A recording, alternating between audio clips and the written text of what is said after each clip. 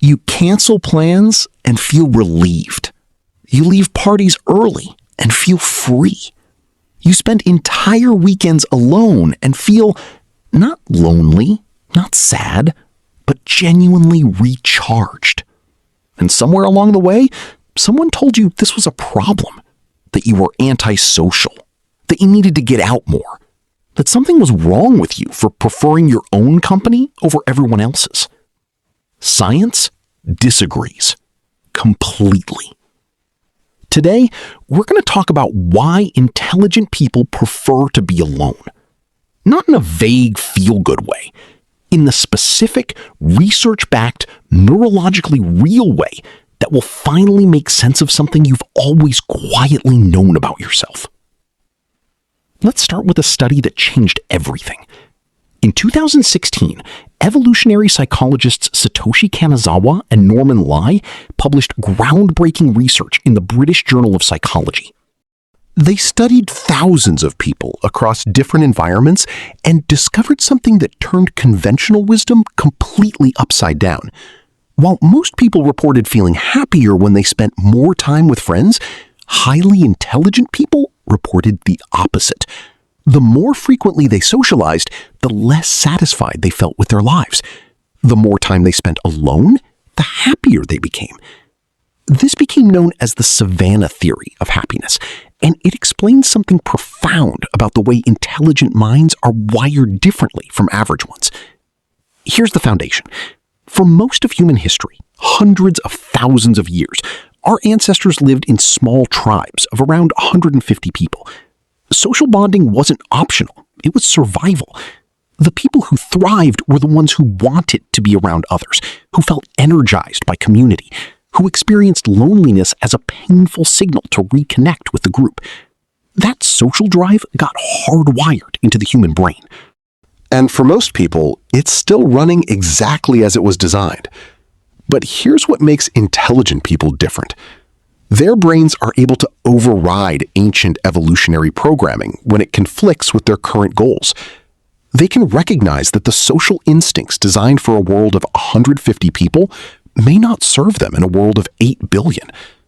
And rather than being driven by those instincts, they can step back from them, evaluate them, and choose differently.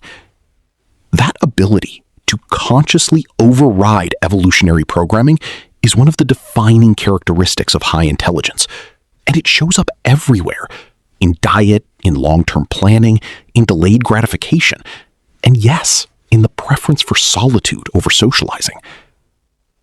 But there's more going on than just overriding instinct.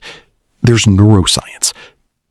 Research from Harvard and other institutions has shown that introverted and highly analytical individuals, who overlap significantly with the intelligent prefer solitude group, process information more deeply than others.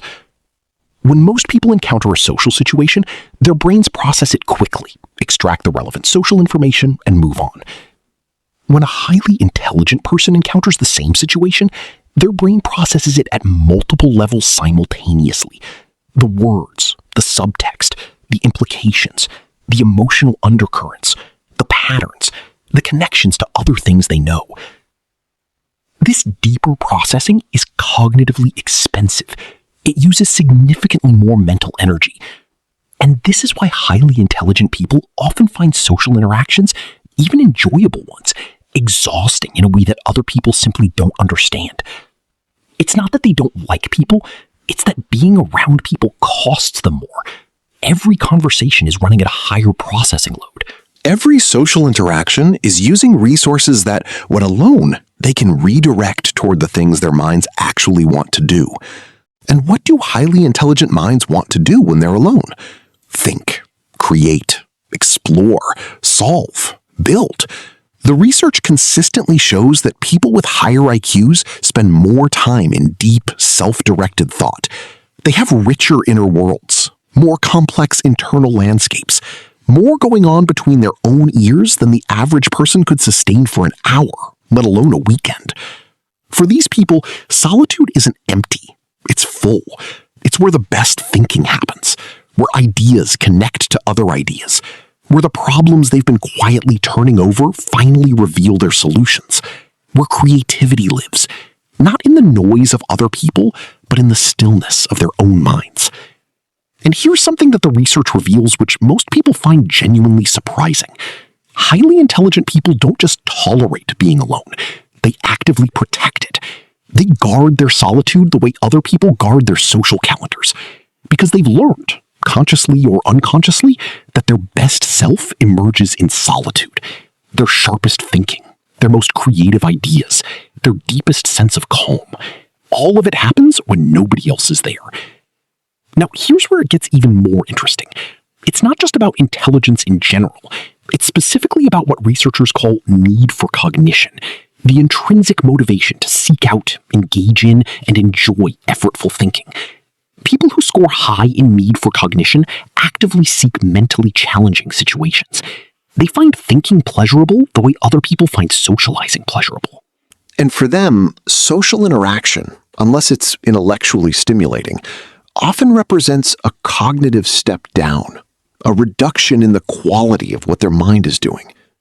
This is why highly intelligent people are often highly selective about their social lives. It's not that they avoid people, it's that they avoid shallow people.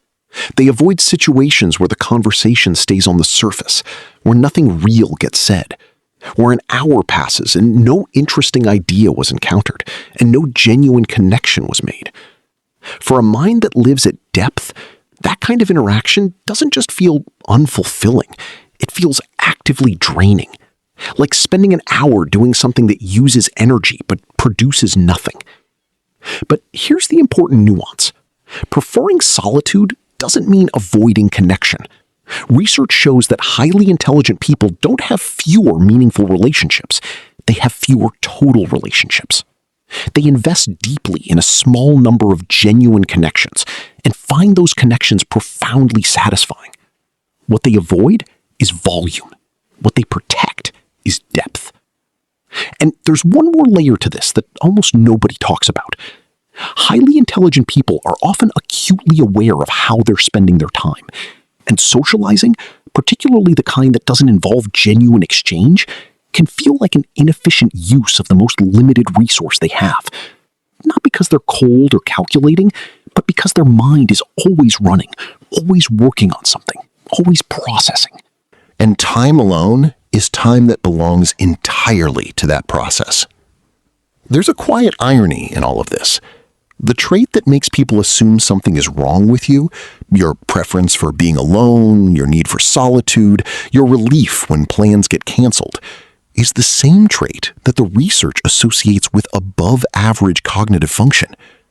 The same nervous system that makes social overstimulation exhausting is the one that makes deep thinking natural. The same brain that finds shallow conversation draining is the one that finds complex problems genuinely enjoyable. You were never antisocial. You were never broken. You were never failing at being human. You were just built to think deeply. And deep thinking requires space. It requires quiet. It requires the kind of uninterrupted solitude that most people never seek, because most people's brains don't need it the way yours does. So the next time you cancel plans and feel that wave of relief, the next time you choose a quiet night alone over a crowded room, the next time someone tells you that you need to get out more, remember what the research actually says.